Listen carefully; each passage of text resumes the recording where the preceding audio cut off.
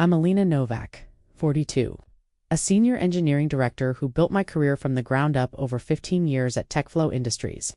While I was under anesthesia for emergency heart surgery fighting for my life, my CEO decided that was the perfect moment to terminate me via email. I woke up not just to recovery but to betrayal. But what happened next would shake the entire company to its core.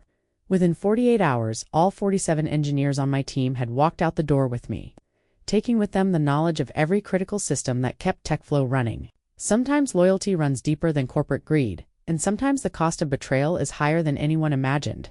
If you've ever felt disposable at work or witnessed corporate cruelty, subscribe for stories of justice and solidarity that prove we're stronger together than they want us to believe. Let me take you back to where it all began, because understanding how deeply rooted this betrayal was requires knowing what I built, what we all built together, 15 years ago. I walked into TechFlow Industries as a junior software developer, clutching my original employment contract like a lifeline. The salary was modest, the office was cramped, and the company had exactly 12 employees. But there was something electric in the air, a sense that we were building something meaningful. That contract, which I still keep in my desk drawer, promised opportunity based on merit and contribution. Looking back, those words feel almost quaint now. I wasn't supposed to be management material, at least.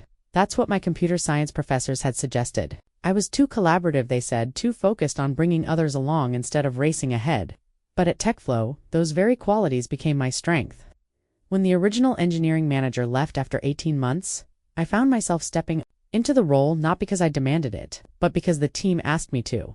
Those early years were a whirlwind of 18-hour days, pizza-fueled coding sessions, and the intoxicating challenge of solving problems that seemed impossible. I remember the night we finally cracked the data compression algorithm that would become TechFlow's signature technology. It was 3 a.m. and I was alone in the office, staring at lines of code that suddenly clicked into place, like puzzle pieces. The breakthrough didn't come from genius. It came from persistence, from refusing to accept that something couldn't be done. As TechFlow grew, so did my responsibilities. I hired our first junior developer, then our second, then our fifth. Each hire was carefully considered not just for technical skills but for cultural fit. I wanted people who shared that early sense of possibility, who understood that we were building something bigger than ourselves. I established our code review processes, our documentation standards, our mentorship programs. Every system, every protocol bore my fingerprints. The company's transformation was remarkable. From that cramped office with 12 employees, we grew to occupy 3 floors of a downtown high-rise. Our client base expanded from local startups to Fortune 500 companies. Our revenue climbed from hundreds of thousands to tens of millions. And through it all, the engineering department, my department, made the beating heart of everything we accomplished. I made sacrifices along the way. Missed family dinners, postponed vacations, declined social invitations. My personal relationships suffered as I poured myself into building something lasting. But I told myself it was worth it, that I was creating not just a career but a legacy. I was building a place where brilliant people could do their best work, where innovation flourished, where loyalty was rewarded. The irony wasn't lost on me. Latour had given TechFlow my best years, my health, my unwavering dedication. I had helped transform a struggling startup into an industry leader. The metrics spoke for themselves. Under my leadership, our development cycles shortened, our product quality improved, and our client satisfaction scores consistently ranked in the top percentile of our industry. But perhaps the most important thing I built wasn't technical at all. It was trust. Trust among team members, trust in our processes, and trust in the vision we were working toward. That trust would prove to be the most powerful force in this entire story, though I didn't know it yet. Walking into my office each morning, the first thing I'd see was our team photo wall, visual timeline of our growth together. That told the story better than any corporate report ever could. That collection of photos spanning 15 years captured not just professional milestones, but genuine human connections that transcended typical workplace relationships. The earliest photos showed just 5 of us, awkward and eager in our best business casual attire. By the final photo, taken just months before my surgery, we were 47 strong, a diverse group of brilliant minds who had become something far more valuable than a department. We had become a family. There was Priya, whom I hired straight out of MIT 7 years ago. She arrived as a shy, brilliant algorithm specialist who could solve complex problems but barely spoke above a whisper in meetings. I spent months coaxing her out of her shell, creating safe spaces for her to share her ideas. Watching her grow into a confident team lead who mentored junior developers was one of my proudest achievements. She often told people I changed her. life. But the truth was, her innovative approaches to machine learning transformed our entire product line. Then there was James, our security architect, who joined us 5 years ago from a corporate consulting firm where he felt like just another billable hour. He was cynical about workplace culture, expecting the worst from management. It took 2 years of consistent support, transparent communication, and shared decision-making before he finally trusted that we were different. Once he did, his dedication was absolute. He worked weekends not because anyone asked him to, but because he genuinely cared about protecting our clients' data. Kenji brought a different energy entirely. Our front-end specialist had worked for 3 different startups that failed, leaving him wary of promises and corporate vision statements. But he thrived in our collaborative environment, where his creative solutions were celebrated rather than constrained by rigid hierarchies. His user interface designs weren't just functional, they were works of art that made complex systems accessible and intuitive.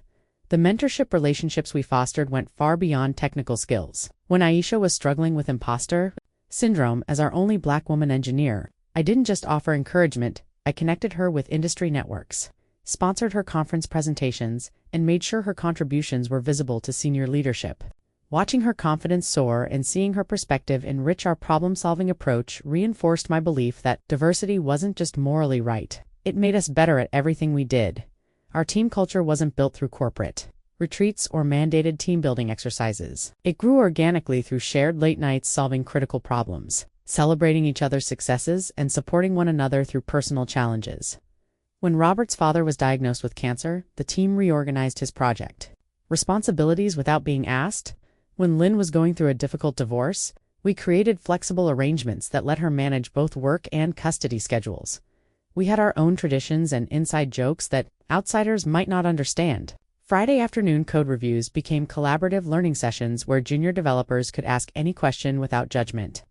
Our failure parties celebrated intelligent risks that didn't work out, reinforcing that innovation required experimentation. The wall of impossible solutions showcased problems we'd been told couldn't be solved. Then, the technical achievements were remarkable, but they were secondary to the human connections. These weren't just colleagues, they were people who trusted me with their career growth, their creative ideas, their professional futures. I knew their strengths, their aspirations, their families. They knew mine too. What made our bonds even stronger was the knowledge that we were building something meaningful together. Every late night, every challenging project, every moment of frustration was shared. We weren't just writing code, we were creating solutions that helped hospitals manage patient data more efficiently, that helped nonprofits optimize their resource allocation, that helped small businesses compete with industry giants. That's why the photos on my wall meant everything to me. They captured not just professional growth, but the evolution of trust, respect, and genuine affection among people who chose to build something together. They represented 15 years of shared purpose, mutual support, and collective achievement. Little did I know that those same bonds, the relationships I nurtured so carefully, would become the foundation for the most powerful statement of loyalty I could ever imagine. The first red flag arrived disguised as Progressa, crisp budget cut memo that landed in my inbox on a Tuesday morning, bearing the letterhead of our new executive leadership team. What should have been a routine financial adjustment felt different, calculated in a way that made my stomach tighten with unease. The memo itself seemed innocuous enough. Standard corporate language about optimizing operational efficiency and realigning resource allocation to maximize shareholder value. But buried in the sanitized business speak was a systematic dismantling of everything we had built. The training budget slashed by 60%. Conference attendance restricted to essential personnel only. Equipment upgrades deferred indefinitely. Each cut felt deliberate, designed to weaken our capabilities while maintaining plausible deniability. The new executives had arrived 6 months earlier, brought in by the board after our acquisition by Meridian Capital Group. They spoke fluently. In the language of private equity metrics, synergies, cost centers, they saw our engineering department not as the creative heart of the company, but as an expensive necessity that needed to be controlled, optimized, squeezed for maximum profit extraction. I should have recognized the playbook immediately. These weren't operational improvements, they were the preliminary moves in a larger strategy to justify more drastic changes. But I was naive enough to believe that our track record would speak for itself, that our results would provide protection against short-sighted cost-cutting. The warning signs multiplied with unsettling frequency. Our monthly engineering reviews, which had been collaborative discussions about project priorities and resource needs, became interrogations about productivity metrics and timeline justifications. Questions that once focused on innovation and quality shifted to concerns about billable hours and cost per deliverable. I found myself excluded from strategic planning meetings where engineering decisions were being made without engineering input. Projects I had championed for months were suddenly under review by consultants who had never written a line of code or spoken to our clients. The autonomy I had enjoyed for over a decade was eroding, replaced by layers of approval processes and bureaucratic oversight. The pressure intensified when they brought in external consultants to assess our operational efficiency. These analysts spent weeks shadowing my team, timing their work, questioning their methodologies, and producing reports that reduced complex creative processes to simple productivity metrics. They treated my engineers like factory workers, measuring output without understanding the intellectual labor required for innovation. My attempts to address these concerns through proper channels met with polite dismissal. When I raised the issue of declining team morale, I was told that change was always difficult but necessary for growth. When I explained how the budget cuts were forcing us to choose between quality and speed, I was advised to think more strategically about trade-offs. When I warned that our best people were starting to feel undervalued and might consider other opportunities, I was reminded that everyone was replaceable. The final warning came during a leadership retreat where I was the only department head not invited to present our strategic vision. Instead, I was asked to provide technical support for presentations about our future presentations that outlined plans for offshore development teams, automated testing protocols, and right-sizing our domestic engineering workforce. Sitting in that conference room, listening to executives discuss my life's work as if it were a commodity to be optimized, I felt a chill that had nothing to do with the aggressive air conditioning. They spoke about reducing legacy dependencies and streamlining core competencies, corporate euphemisms for eliminating experienced engineers and replacing institutional knowledge with cheaper alternatives. I left that retreat with a terrible certainty that my position was no longer secure, that the relationships and trust I had built over 15 years meant nothing to people who saw only balance sheets and profit margins. But even with all these warning signs, I couldn't have imagined the depths of callousness they would display when they finally made their move. The budget cut memo, which I kept in my files as documentation of their systematic dismantling of our department, would later serve as evidence of their calculated campaign to devalue everything we had accomplished together. The chest pain started on a Thursday morning during our weekly engineering stand-up, a sharp burning sensation that I initially dismissed as stress-related tension. I had been experiencing warning signs for months: fatigue that couldn't be explained by lack of sleep, shortness of breath during routine activities, occasional dizziness that I attributed to skipping meals during intensive project phases. My body had been trying to tell me something, but I wasn't listening. The increasing pressure at work, the constant battles with new management, the late nights spent documenting our processes in case of further staff cuts, all of it was taking a toll I refused to acknowledge. I was so focused on protecting my team and preserving what we had built that I ignored the signals my own body was sending. That morning, the pain was intense, radiating down my left arm with a crushing weight across my chest that made it difficult to breathe. Priya noticed immediately when I gripped the conference table, my face flushing with exertion from what should have been a simple meeting. James quickly ended the stand-up and insisted on driving me to the emergency room, despite my protests that I just needed some rest. The emergency department moved with practiced efficiency once they heard my symptoms. Within minutes, I was connected to monitors, receiving oxygen and undergoing tests that confirmed my worst fears. The EKG showed irregular patterns, blood work revealed elevated cardiac enzymes, and the attending physician's expression grew increasingly serious as she reviewed the results. "You're having a heart attack," she said with gentle directness.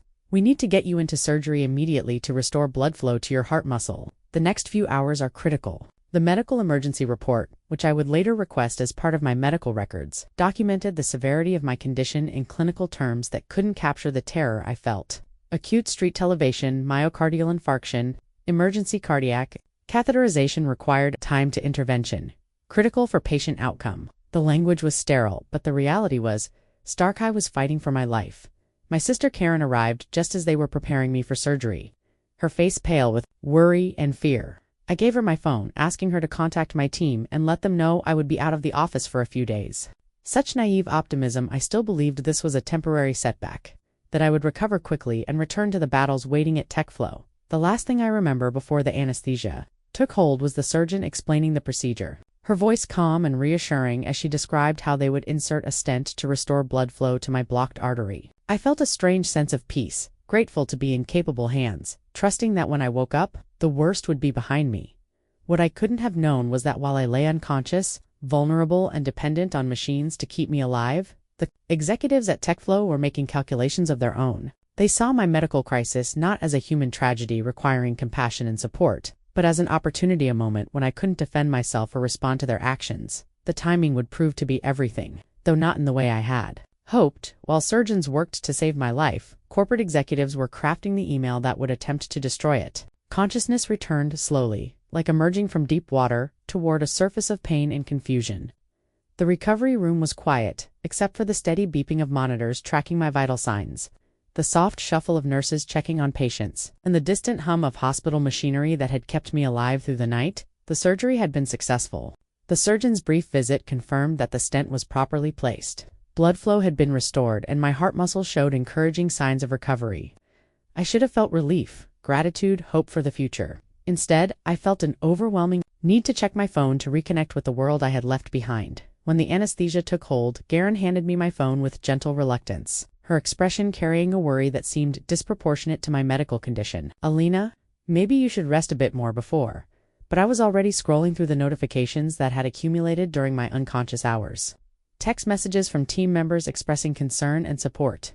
Missed calls from clients checking on project timelines. And there, with a timestamp that made my recovering heart skip a beat, was an email from TechFlow's Human Resources Department. The timestamp showed 2:17 p.m., exactly 37 minutes after I had been wheeled into surgery. "Dear Alina," the email began with false formality. "This letter serves as official notification that your employment with TechFlow Industries is being terminated immediately due to restructuring requirements and performance considerations that have been under review." I read the words twice, 3 times, unable to process their meaning. Performance considerations, after 15 years of dedication, innovation, and results that spoke for themselves. Restructuring requirements that somehow couldn't wait until I was conscious to discuss. The email continued with clinical efficiency. "Your final paycheck will reflect compensation through your last day of active work. Benefits will continue through the end of the month as required by law. Please coordinate with Human Resources." Regarding the return of company property and completion of exit procedures, company property, as if the laptop and access cards were the sum total of my contribution to an organization I had helped build from the ground up. As if 15 years of institutional knowledge, relationship building, and technical innovation could be reduced to a list of returnable items. But it was the final paragraph that revealed the true calculation behind their timing. "Due to your current medical situation, we are arranging for a colleague to collect any personal items from your office. We wish you a speedy recovery and future success in your endeavors." They knew. They knew exactly when they sent this email, knew I was unconscious and unable to respond, knew I was at my most vulnerable moment. This wasn't an unfortunate coincidence or poor timing, it was deliberate. Calculated cruelty designed to prevent any possibility of discussion, negotiation, or appeal. My hands shook as I checked the email metadata, confirming what I already suspected. The message had been composed and scheduled hours earlier, timed for delivery during my surgery window.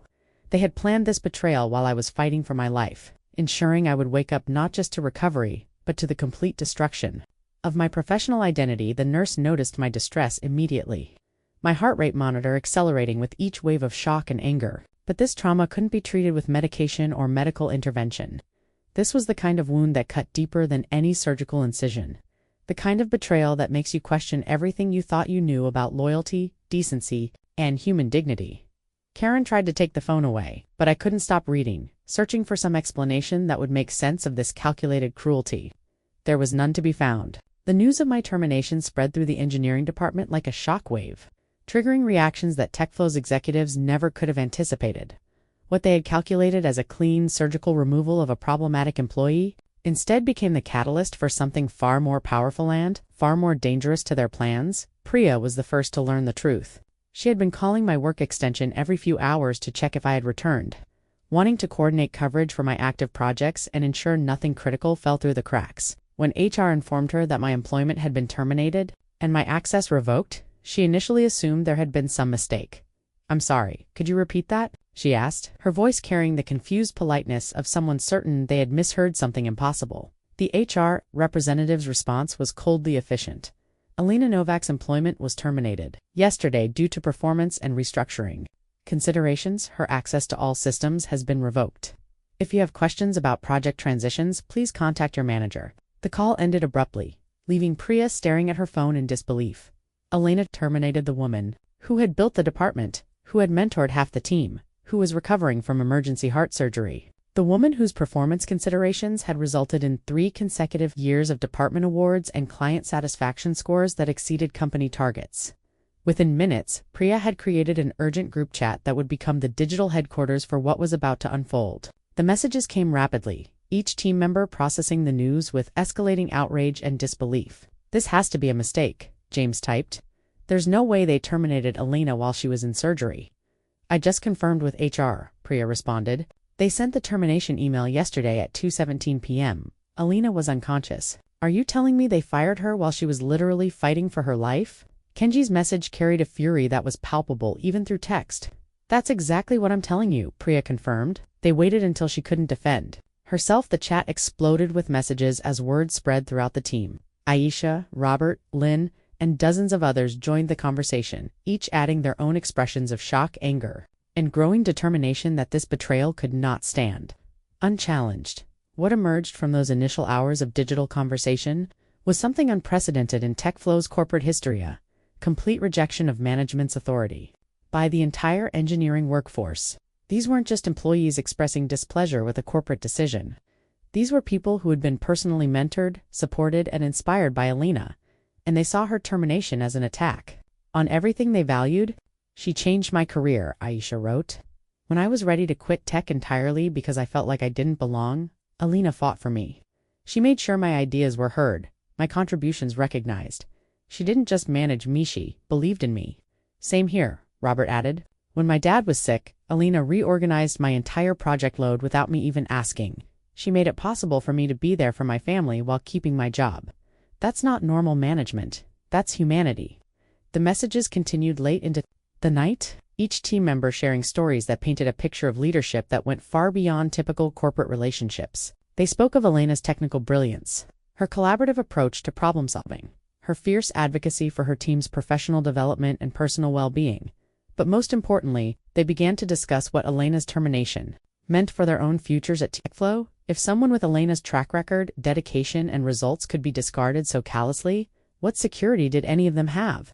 If management could demonstrate such breathtaking cruelty toward a beloved leader during her medical crisis, what did that say about the company's values and their own professional prospects? The chat logs from that first night would later serve as documentation of something remarkable: the spontaneous emergence of collective consciousness among a group of highly skilled professionals who refused to accept that corporate power could be exercised without consequence. They were beginning to realize that their individual talents, combined with their shared loyalty to Elena, represented a force that TechFlow's executives had severely underestimated.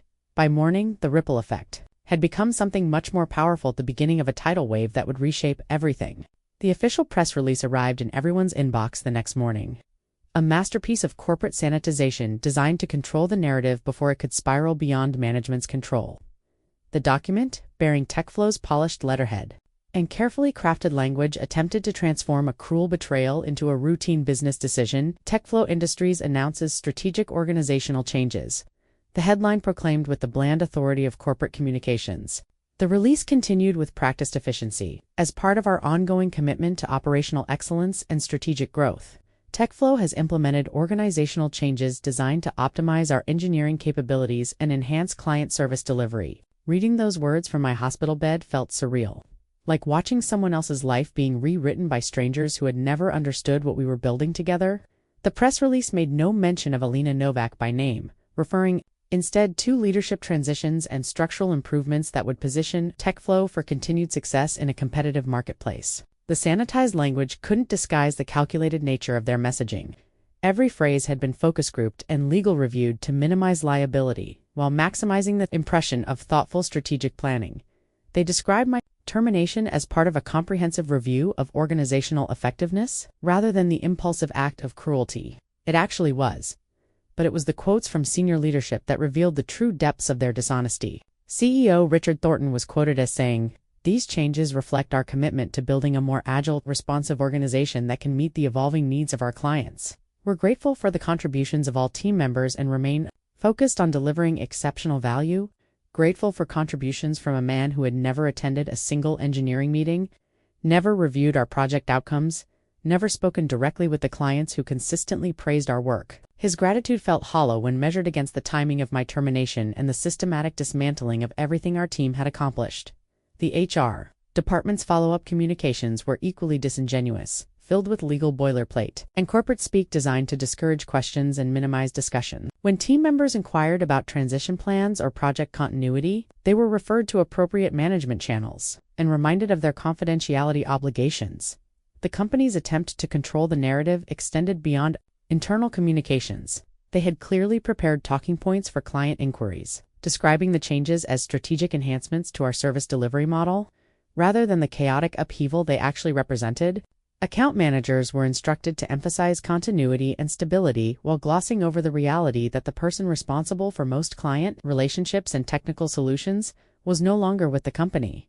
What they hadn't anticipated was how transparent their manipulations would appear to people who knew the truth. My team wasn't fooled by euphemistic language or corporate spin. They had lived through the systematic pressure campaign, witnessed the exclusion from strategic decisions, and experienced firsthand the declining respect for engineering expertise. Under the new leadership, the press release became a rallying point for their growing anger, concrete evidence of management's willingness to lie and manipulate rather than acknowledge the human cost of their decisions. They saw through the sanitized language to the cold calculation beneath, recognizing that if the company could so easily rewrite Elena's contributions and dismiss her termination as routine optimization, they could do the same to anyone. The document that was meant to close the book on an unfortunate chapter instead became the final proof that TechFlow's leadership had lost any claim to their loyalty or respect. As the shock of my termination settled into grim determination, my team began to fully grasp something that TechFlow's executives had catastrophically underestimated: the extent to which the company's critical operations depended on knowledge. That walked out the door with me and would walk out with them. The system architecture documents told the story in technical detail that no amount of corporate spin could obscure. Over 15 years, I had designed, implemented, and continuously evolved the core systems that kept TechFlow running. These weren't simple applications with straightforward documentation. They were complex, interconnected solutions built through years of iterative problem-solving, each layer representing responses to specific client needs, technical challenges, and business requirements that had emerged organically over time. Priya understood this better than anyone as she began cataloging what they were about to lose. The customer relationship management system that integrated with 17 different client platforms. I had written the core integration layer after spending months understanding each client's unique data structure. The automated testing framework that had reduced our bug rates by 80%. I had designed it based on patterns I had observed across hundreds of projects, but the technical systems were only part of the story. James realized that the security protocols we had implemented went far beyond what was documented in any manual.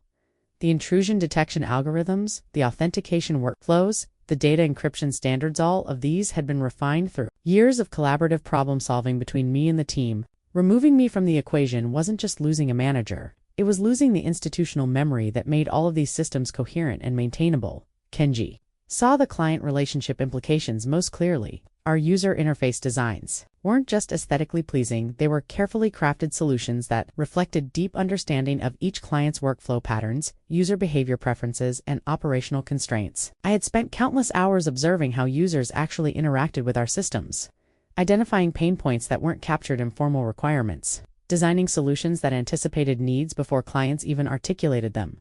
The database architecture that Aisha managed told an even more complex story. The optimization strategies, the backup procedures, the performance tuning approaches, all of these had evolved through years of collaborative analysis between us. The documentation existed, but it couldn't capture the reasoning behind specific decisions, the trade-offs we had considered, the lessons learned from previous implementations that informed current best practices. Robert's analysis of our development workflow revealed another dimension of institutional knowledge that would be irreplaceable.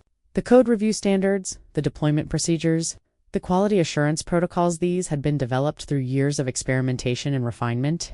They weren't just technical processes, they were cultural practices that reflected our shared values about craftsmanship, collaboration, and continuous improvement.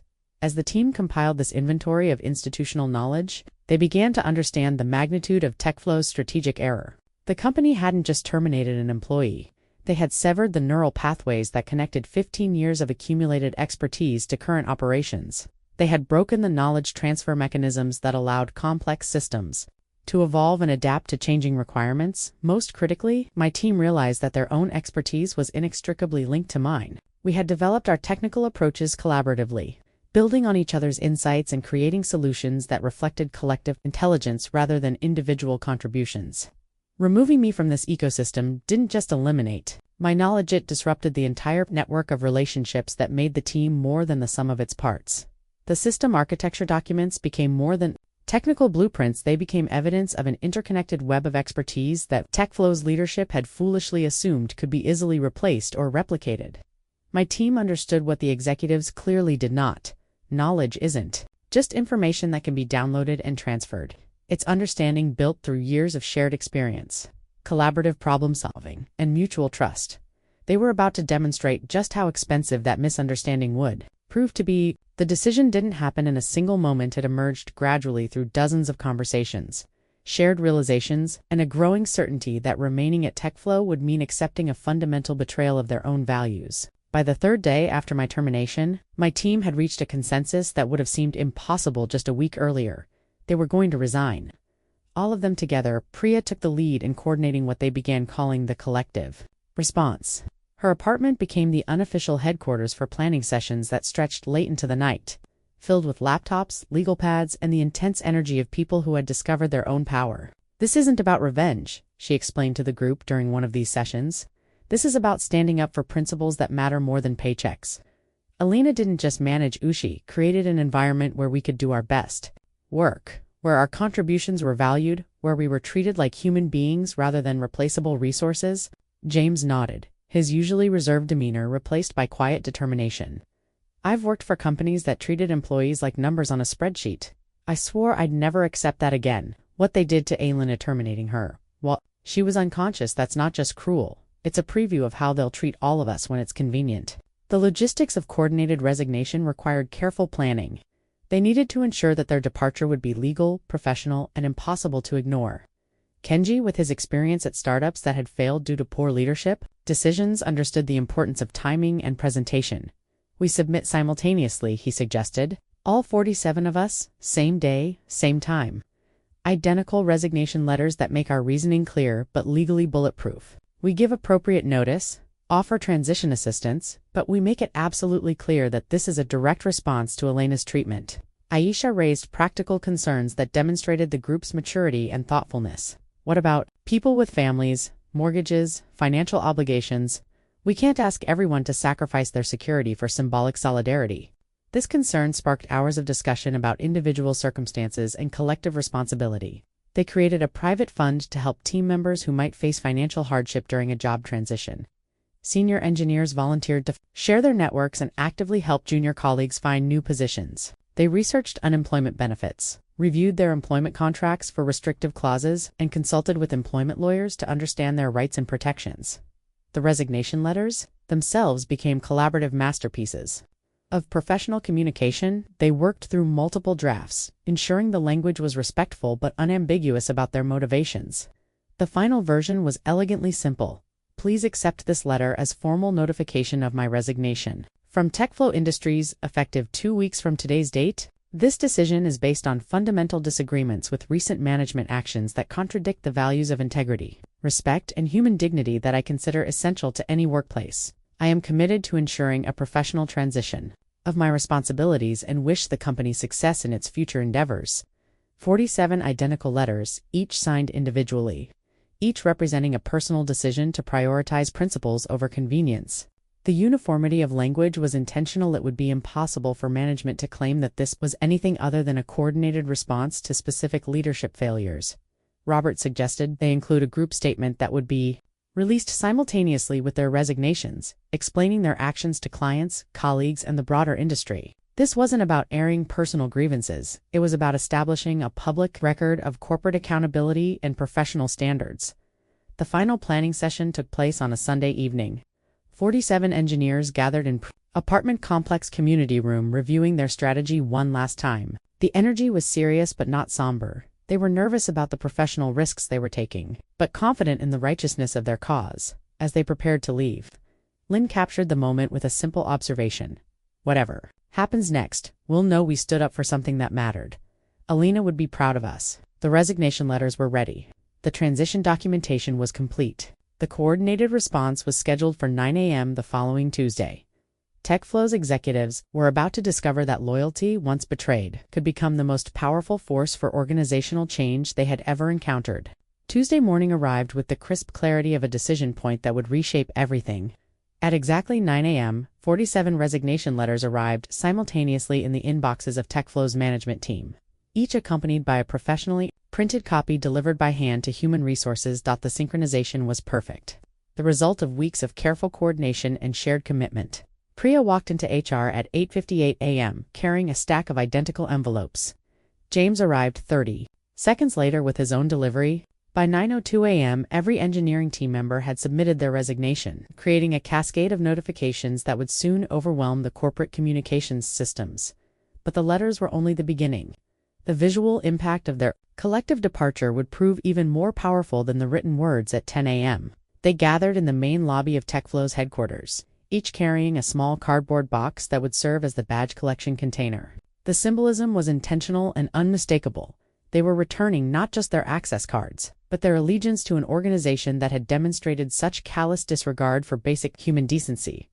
The badge collection ceremony was conducted with dignity and professionalism that contrasted sharply with the chaos erupting throughout the building. One by one, each engineer placed their access card in the box, their action witnessed by colleagues, clients, and the growing crowd of curious onlookers who had heard rumors of something unprecedented happening. Security guards, initially confused by the orderly procession, quickly realized they were witnessing something far beyond their standard protocols. This wasn't a single disgruntled employee being escorted out. This was the entire engineering department, voluntarily surrendering their access and walking away together. The Human Resources department was in complete disarray. Phone calls flooded in from department heads demanding explanations. Emergency meetings were hastily scheduled, and senior executives who had been attending a quarterly planning retreat were summoned back to headquarters immediately. The carefully planned quarterly goals and strategic initiatives suddenly seemed irrelevant in the face of an organizational crisis that no one had anticipated. Word spread through the remaining employees with stunning speed. Administrative assistants, sales representatives, and account managers watched in amazement as the people responsible for all of TechFlow's technical capabilities calmly surrendered their company property and prepared to leave. Some waved goodbye with genuine affection and respect. Others stared in shock, beginning to understand the implications for their own job security. Media attention materialized almost immediately. The technology industry press had been monitoring TechFlow since the Meridian Capital acquisition, and news of a mass resignation by an entire engineering department triggered immediate coverage. Reporters arrived as the team was completing their departure, capturing images of 47 professionals walking out together with quiet dignity and shared purpose. The local business journal's reporter managed to conduct brief interviews as the team exited the building. When asked about their motivations, Priya's response was measured and professional. "We believe that how an organization treats its employees during their most vulnerable moments reveals its true character. We've chosen to work for companies that share our values." From my hospital bed, I watched the news coverage with a mixture of pride, gratitude, and overwhelming emotion.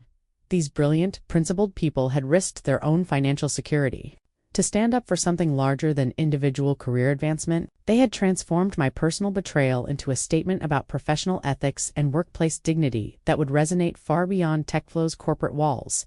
The badge collection box, now filled with 47 access cards representing decades of combined experience and institutional knowledge, sat in the lobby like a monument to corporate miscalculation. It would later be photographed and shared across social media platforms, becoming a symbol of what happens when employees refuse to accept that they are disposable commodities. By noon, TechFlow Industries had lost its entire engineering capability. By evening, the story was trending on professional networking sites and technology forums. By the end of the week, it would become a case study in the cost of treating employees as expendable resources rather than valuable human beings. The great walkout was over, but its consequences were just beginning to unfold. The emergency board meeting was called for 2 p.m. that same Tuesday. But by then, the immediate consequences of losing 47 engineers were already cascading through TechFlow's operations with devastating efficiency. The meeting minutes, which would later be leaked to the press, captured the panic and desperate scrambling of executives who had severely miscalculated the cost of their callousness. CEO Richard Thornton opened the meeting with uncharacteristic directness. "We have a crisis. Our entire engineering department has resigned simultaneously. Client systems are failing. We have no one qualified to address critical issues, and we're facing potential legal liability for service interruptions." The technical failures had begun within hours of the mass resignation. The customer relationship management system that handled data for 17 major clients started experiencing cascading errors when automated updates triggered conflicts that only Elena's team knew how to resolve. The security monitoring systems began generating false alerts that flooded the remaining IT staff with notifications they couldn't interpret or address. Most critically, the backup procedures that should have protected client data required manual interventions that only the departed engineers understood. When Robert's carefully documented processes failed to account for edge cases that had never been formally documented, panic set in among the remaining technical staff who realized they were responsible for systems they couldn't fully comprehend or maintain. Chief Technology Officer Sandra Walsh, who had been hired just 3 months earlier as part of the new management team, found herself managing a technical infrastructure she had never bothered to understand. Her previous experience with optimizing engineering departments had involved replacing expensive senior developers with offshore teams and automated tools. She had never encountered a situation where the entire institutional knowledge base simply walked away. "We need to contact the resigned employees immediately," she suggested during the emergency meeting. "Offer them consulting contracts, retention bonuses, whatever it takes to get them back temporarily while we transition their responsibilities." The board members, most of whom had supported Elena's termination as a necessary cost-cutting measure, were beginning to understand that they had eliminated the wrong expense. Financial controller Mark Stevens presented preliminary calculations that stunned the room. "If we lose the Meridian financial contract alone, that's $3.2 million in annual revenue. If the Datatech integration fails, we're looking at potential liability claims in the 7-figure range." Attempts to reach the departed engineers proved futile. Their personal contact information had been professionally forwarded to voicemail. Messages explaining that they were no longer available for TechFlow-related consultations. The few who did respond to direct calls were polite but firm in declining any offers to return, even temporarily. Priya's response, when finally reached by Sandra Walsh personally, was particularly pointed. "I appreciate the call, but I don't think TechFlow and I share compatible values about how employees should be treated. I wish you success in finding solutions that don't require the contributions of people you've demonstrated you don't respect." The stock price impact was immediate and severe. TechFlow's shares dropped 12% in after-hours trading as news of the mass resignation spread through investor networks. Industry analysts, many of whom knew Elena's reputation and the engineering team's track record, began issuing downgrades and sell recommendations based on the company's sudden loss of technical capability. Emergency recruiting efforts yielded sobering realities about the current job market for experienced engineers. The few qualified candidates who were available demanded salary ranges that exceeded the company's entire annual savings from Elena's termination. Most were already employed and uninterested in joining an organization that had become infamous for its treatment of technical staff. By the end of that first day, the emergency board meeting had devolved into a series of frantic phone calls to consulting firms, desperate attempts to contact former employees, and increasingly panicked discussions about how to explain the situation to clients and investors. The meeting minutes concluded with a notation that would prove prophetic. "The board recognizes that the immediate cost of replacing the departed engineering capability will significantly exceed any savings achieved through recent organizational changes." Within 24 hours, TechFlow had transformed from a profitable technology company into a cautionary tale about the true cost of treating employees as disposable commodities rather than valuable human assets. TechFlow's legal department, led by General Counsel Patricia Moss, responded to the engineering exodus with the predictable corporate reflex of attempting to use legal intimidation to solve a problem created by management failures. Within 48 hours of the mass resignation, my team and I received identical cease and desist letters that demonstrated both the company's desperation and their fundamental misunderstanding of employment law. The non-compete clause document that arrived via certified mail was a masterpiece of legal overreach, attempting to invoke contractual provisions that had never been legally enforceable in our jurisdiction. The letter claimed that the coordinated resignation constituted conspiracy to damage TechFlow's business interests and threatened immediate legal action if the departed employees attempted to work for competitors or start competing ventures. Reading the legal threats from my hospital bed, still recovering from surgery, I felt a familiar mix of anger and determination. They had terminated me while I was unconscious, destroyed my professional reputation with false performance claims, and now they wanted to prevent me from earning a living in the only industry where I had expertise. Their cruelty seemed to have no limits. But their legal strategy revealed a critical weakness. They were operating from panic rather than strength, throwing around threats they couldn't actually enforce in hopes of intimidating people into submission. Employment attorney Rebecca Chen, whom I contacted based on recommendations from my professional network, quickly identified the flaws in TechFlow's approach. These non-compete clauses are largely unenforceable, she explained during our consultation. The scope is too broad, the time period is excessive, and most importantly, they can't use legal action to prevent you from working when they terminated you without cause. Courts generally won't enforce agreements that would leave someone unable to earn a living in their profession. More significantly, Rebecca pointed out that TechFlow's timing created additional legal vulnerabilities for them. Terminating you during medical leave, especially while you are unconscious, raises serious questions about violations of the Family and Medical Leave Act and potentially the Americans with Disabilities Act. Their legal threats actually strengthen your position because they demonstrate a pattern of retaliatory behavior. My team had reached similar conclusions with their own legal consultations. James, who had dealt with non-compete issues at his previous company, coordinated a group response through employment law specialists who identified multiple problems with TechFlow's legal strategy. The lawyers found the threats largely to corporate intimidation tactics designed to frighten people who might not understand their rights. The legal team we assembled represented more than just individual protection. It became a coordinated defense that turned TechFlow's aggression against them. When companies attempt to use legal threats to control former employees' livelihood, courts tend to scrutinize those actions carefully, especially when the terminations appeared retaliatory or discriminatory. Our response to TechFlow's legal threats was swift and comprehensive. Rebecca filed preliminary motions challenging the enforceability of the non-compete clauses while simultaneously preparing wrongful termination claims based on the timing and circumstances of my dismissal. The legal strategy was designed not just to protect our rights, but to demonstrate that TechFlow's actions had consequences beyond immediate business disruption. They made this a legal fight, Rebecca explained. Now we're going to show them what that actually costs. The irony was perfect. TechFlow's attempt to use legal intimidation to prevent us from working instead provided the foundation for claims that could result in significant financial liability for them. Their legal overreach had created exactly the kind of evidence we needed to demonstrate that my termination was part of a pattern of retaliatory behavior rather than legitimate business decision-making. Within a week, TechFlow's legal department found themselves defending against wrongful termination claims, discrimination complaints, and challenges to their non-compete enforcement efforts. Their attempt to intimidate us into submission had backfired spectacularly, creating legal exposure that far exceeded anything they had anticipated when they decided to terminate me while I was unconscious. The job offers began arriving before I was even discharged from the hospital, a flood of opportunities that demonstrated something TechFlow's executives had never understood. Exceptional talent is always in demand, and news of our treatment had spread rapidly through professional networks that valued both technical excellence and workplace integrity. Venture capital firms reached out within days of the mass resignation.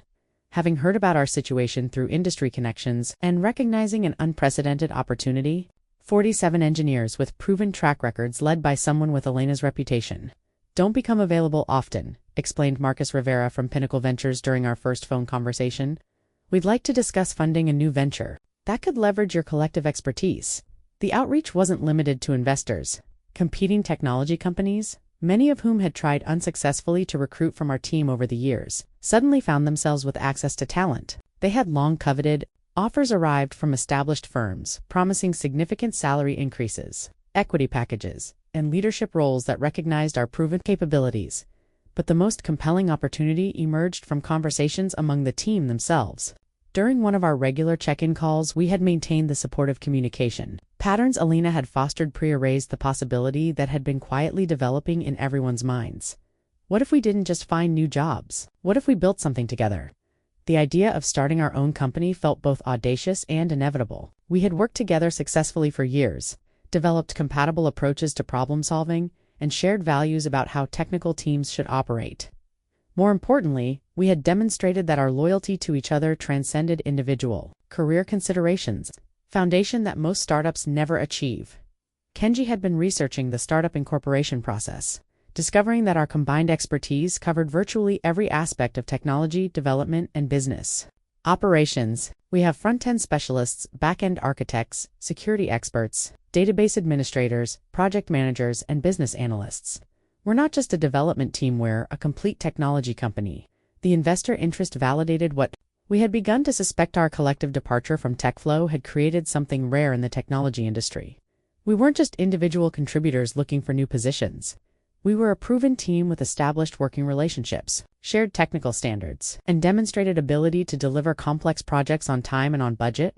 Financial planning sessions revealed that our startup could begin operations with minimal external funding, thanks to the consulting opportunities that were being offered to individual team members. Several major clients had expressed interest in continuing to work with us regardless of our employment status, providing potential revenue streams that could support the new venture's early growth. The incorporation papers we filed reflected values that had emerged from our TechFlow experience: employee ownership, transparent decision-making, and organizational structures that prioritized long-term sustainability over short-term profit extraction. Alina Solutions, named in honor of the leader whose treatment had catalyzed our collective action, would be organized as a benefit corporation with explicit commitments to ethical employment practices. James drafted our mission statement, capturing the principles that would guide our new venture. Alina Solutions exists to prove that exceptional technical outcomes emerge from organizations that treat employees as valued partners rather than replaceable resources. We commit to building technologies that serve human needs while maintaining workplace cultures that honor human dignity. The excitement was palpable as we moved from concept to reality, but it was tempered by awareness of the risks we were taking. Starting a company with 47 people required coordination, communication, and shared commitment that extended far beyond typical startup challenges. We were betting our professional futures on the belief that the relationships Alina had helped us build were strong enough to sustain a new organizational identity. But as we watched, TechFlow struggling to maintain basic operations while we planned our first client presentations, we began to understand that our greatest risk might actually be our greatest advantage. We knew how to work together, and in the technology industry, that knowledge was more valuable than any individual expertise we might possess. The quarterly loss report that TechFlow released 6 weeks after our departure painted a devastating picture of organizational collapse that exceeded even our most pessimistic predictions. The numbers told a story of cascading failures that began with technical incompetence and culminated in complete client confidence collapse. Revenue had dropped by 38% in a single quarter, driven primarily by client cancellations that accelerated as word spread about TechFlow's inability to maintain basic service levels. The Meridian financial contract, worth $3.2 million annually, was terminated after a series of data integration failures that the remaining technical staff couldn't resolve. Datatech Industries followed within days, citing fundamental concerns about TechFlow's technical capabilities and organizational stability. But the financial losses were only the most visible symptom of deeper operational failures. The quarterly report documented system outages, security breaches, and data corruption incidents that would have been routine maintenance issues under our team's management but became existential crises for the skeleton technical staff that remained. The offshore development teams that had been brought in as cost-effective replacements for our expensive domestic engineers proved unable to understand the complex interconnected systems we had built over 15 years. Cultural and communication barriers that we had successfully managed through years of relationship building became insurmountable obstacles. When filtered through third-party contracting arrangements and language differences, most damaging was the loss of client trust that extended far beyond immediate technical failures. Industry contacts who had worked with Alina and our team for years began questioning TechFlow's fundamental stability and long-term viability. The technology sector is surprisingly small, and relationship-driven news of our mass resignation had spread through professional networks with devastating efficiency. Stock analysts downgraded TechFlow's rating from buy to sell based on what they described as catastrophic loss of core competencies and institutional knowledge. The market responded predictably, with share prices dropping 43% from their pre-resignation levels. Institutional investors who had supported the Meridian Capital acquisition began questioning the due diligence that had failed to identify the critical dependency on Alina's leadership and our team's expertise. Employee morale throughout the remaining organization collapsed as people realized their job security was directly threatened by management decisions they had no control over. The administrative staff, sales representatives, and account managers who had remained loyal to TechFlow found themselves managing client relationships without the technical support necessary to deliver on promises or resolve issues. Media coverage evolved from initial curiosity about the mass resignation to detailed analysis of corporate leadership failures. Business journals published case studies examining how TechFlow's management had systematically dismantled the very capabilities that made their business viable. Our story became a cautionary tale about the hidden costs of treating employees as expendable commodities rather than valuable assets. The most telling indicator of TechFlow's downfall was their desperate attempts to rehire former employees at any cost. Offers that started at modest salary increases eventually escalated to packages that included equity participation, guaranteed contract terms, and formal apologies for previous treatment. But the credibility necessary for trust had been destroyed, and our team was already committed to building something better. Industry competitors began circling like vultures, approaching TechFlow's remaining clients with aggressive proposals to take over their technical needs. The client relationships that Alina had spent years building became assets that other companies could easily capture once the technical expertise that supported those relationships disappeared. Within 3 months of our departure, TechFlow Industries had transformed from a profitable technology leader into a struggling organization, desperately seeking buyers for assets that were rapidly losing value. The quarterly loss report concluded with language that would have been unthinkable just months earlier. Management is exploring strategic alternatives, including potential merger or acquisition opportunities that could provide the technical capabilities necessary for ongoing operations.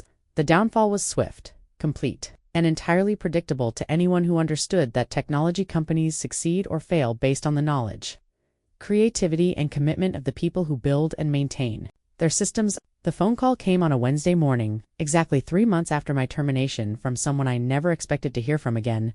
TechFlow's board chairman, William Porter, was calling personally to request a meeting not through intermediaries, not through lawyers, but directly from the man who had ultimately approved the decision to terminate me while I was unconscious. "Alina, I hope you're recovering well from your surgery," he began with the careful tone of someone who understood he was in a position of weakness. "I'm calling because the board would like to discuss a potential resolution to our current situation. We've come to understand that some mistakes were made, and we'd like to explore ways to make things right." The language was telling. Mistakes were made. The passive voice construction that politicians and executives use when they want to acknowledge problems without accepting personal responsibility. But the fact that he was calling it all indicated how desperate TechFlow's situation had become. The CEO resignation letter had arrived the previous week, though it wouldn't be officially announced until the board's emergency meeting concluded. Richard Thornton, who had personally approved my termination and overseen the systematic dismantling of our engineering department, was stepping down to pursue other opportunities. The official explanation would blame market conditions and strategic differences, but industry insiders understood the real reason he had destroyed a profitable company through callous mismanagement. Porter's invitation to meet was carefully framed as an opportunity for mutual benefit, but I understood the subtext. TechFlow was hemorrhaging money, clients, and credibility. Their stock price had become a daily reminder of their strategic failures. The offshore development teams they had hired as replacements for our expensive domestic engineers had proven incapable of maintaining even basic operations. I agreed to the meeting not because I had any interest in returning to tech, but because I wanted to understand the full extent of their desperation and ensure that any resolution addressed the broader implications of their actions. The conference room, where we met, was the same one where I had been excluded from strategic planning meetings where executives had dismissed my concerns about budget cuts and organizational changes. Now it hosted a very different kind of discussion. With Porter, interim CEO Sandra Walsh, and the board's legal counsel sitting across from me, and my attorney Rebecca Chen. Porter opened with what sounded like a prepared statement, acknowledging significant errors in judgment regarding my termination and the circumstances surrounding it. The language was legally careful but personally meaningful. They were admitting that firing me while I was unconscious had been wrong, not just strategically but morally. "We'd like to offer a comprehensive settlement that addresses both the legal issues and the professional damage that was done," Walsh explained, sliding a document across the table that outlined terms more generous than I had expected. The settlement offer included full salary restoration for the period since my termination, payment of all medical expenses related to my surgery and recovery, a substantial additional compensation package that recognized my contributions to TechFlow's success, and most importantly, a public statement acknowledging that my termination had been inappropriate and that my performance had always exceeded expectations.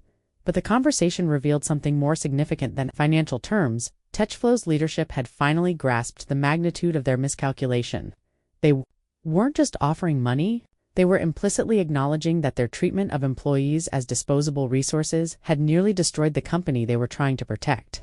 We're also prepared to extend similar settlement offers to any members of your former team who might be interested in returning, Porter added hopefully. Rebecca and I exchanged glances. They still didn't understand that this wasn't about money or even about individual grievances. This was about principles that couldn't be purchased or negotiated away. I appreciate the offer, I responded carefully, and I'm glad you've recognized that mistakes were made. But I think you misunderstand what we've built since leaving TechFlow. We're not looking to return to an organization that demonstrated such disregard for basic human dignity. We're building something better. The room fell silent as the implications of my response settled. They had assumed that financial incentives could undo the damage they had created, that professional relationships could be restored through generous settlement terms. They hadn't anticipated that we might have moved beyond wanting anything they could offer. The meeting concluded with agreements on financial settlements that would protect us legally and provide fair compensation for the damages we had suffered. But the real resolution wasn't happening in that conference room. It was happening every day, as Alina Solutions grew stronger, as our clients experienced the difference that ethical leadership made, and as the technology industry observed that treating employees with respect and dignity wasn't just morally right, but strategically essential. The settlement agreement that emerged from weeks of careful negotiation represented something far more significant than financial compensation.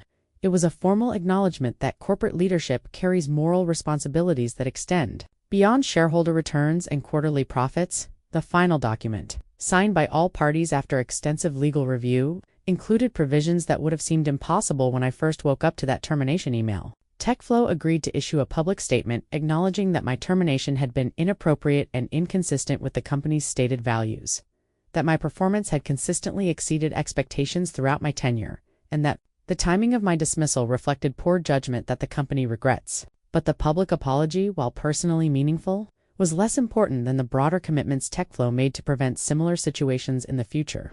The settlement required them to implement new policies regarding terminations during medical leave, establish independent review processes for senior-level personnel decisions, and create employee advocacy mechanisms that could challenge management actions that violated basic workplace dignity.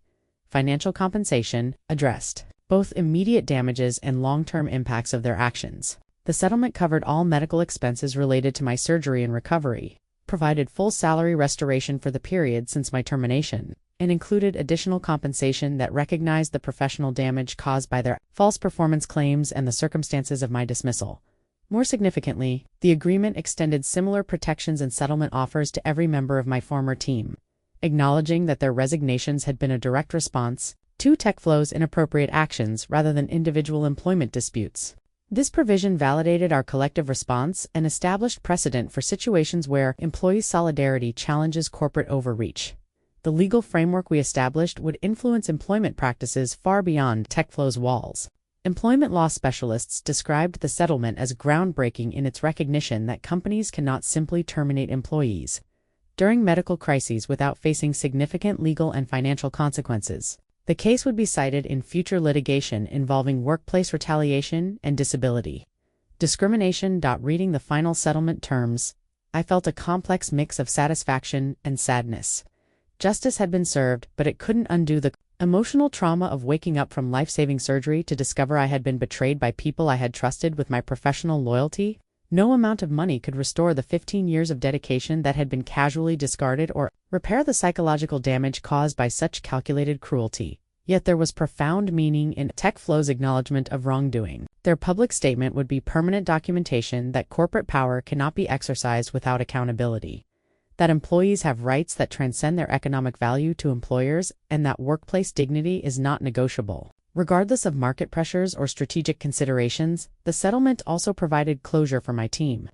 Validation that their courageous decision to resign in solidarity had been justified and meaningful. They had sacrificed job security to stand up for principles that mattered more than paychecks. And now they had formal recognition that their instincts about right and wrong had been correct. Most importantly, the agreement allowed us to move forward without the burden of ongoing legal battles or unresolved grievances. Alina Solutions could focus entirely on building the kind of organization we believed in, rather than fighting the organization that had disappointed us so deeply. The settlement documents were signed on a Friday afternoon in the same conference room where I had once planned engineering projects and celebrated team achievements, but instead of looking backward with resentment, I found myself looking forward with anticipation for what we could accomplish when freed from the constraints of corporate cultures that treat employees as disposable resources. Justice served meant more than financial compensation or public acknowledgement. It meant the freedom to prove that there was a better way to build sustainable, profitable organizations that honored both business success and human dignity. 6 months after that devastating termination email, I stood in the bright, open office space that housed Alina Solutions, watching my former team, now my business partners, collaborate on projects that challenged and inspired them in ways TechFlow never could have provided. The company mission statement hung prominently on the wall, framed not as corporate decoration but as a living document that guided every decision we made. Alina Solutions exists to prove that exceptional technical outcomes emerge from organizations that treat employees as valued partners rather than replaceable resources. We commit to building technologies that serve human needs while maintaining workplace cultures that honor human dignity. The document represented more than aspirational language. It reflected the organizational DNA we had deliberately cultivated through every policy, every hiring decision, every client interaction. We had structured Alina Solutions as a benefit corporation with explicit commitments to stakeholder value that extended far beyond shareholder returns, creating legal obligations to consider the impact of our decisions on employees, clients, and communities. Our first major client presentation had been scheduled for the week after the settlement announcement, and the timing felt symbolic. We were no longer defined by what had been done to us. We were creating something entirely new. The client, a healthcare technology company that needed sophisticated data integration solutions, had heard about our situation through industry networks and specifically sought us out because they wanted to work with an organization that shared their values about ethical business practices. The project challenged every aspect of our technical capabilities while allowing us to demonstrate the collaborative problem-solving approaches that had made our TechFlow team so effective. But more importantly, it proved that the relationships we had built, the trust we had developed, and the shared commitment to excellence could not only survive organizational trauma, but could become the foundation for something even stronger. Priya had emerged as our chief technology officer, her growth from shy algorithm specialist to confident leader representing everything I had hoped to achieve through mentorship and support. James led our security practice with an authority and vision that his previous corporate consulting experience had never allowed him to fully develop. Kenji's user interface designs were winning industry awards and setting new standards for accessible, intuitive system interactions. The success metrics that mattered most couldn't be captured in quarterly reports or investor presentations. Employee satisfaction surveys consistently showed engagement levels that exceeded industry benchmarks by significant margins.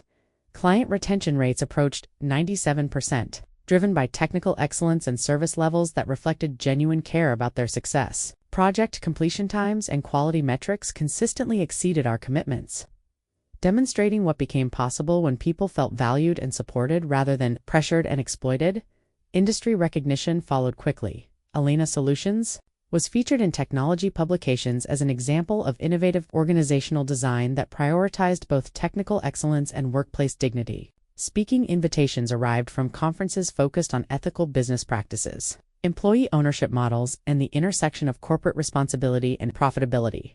But the most meaningful recognition came from unexpected sources. TechFlow clients who reached out to express their disappointment with the company's declining service levels and their interest in working with us instead. These conversations validated our belief that technical excellence and ethical treatment of employees weren't competing priorities but complementary aspects of sustainable business success. My personal recovery had progressed far beyond the physical healing from surgery.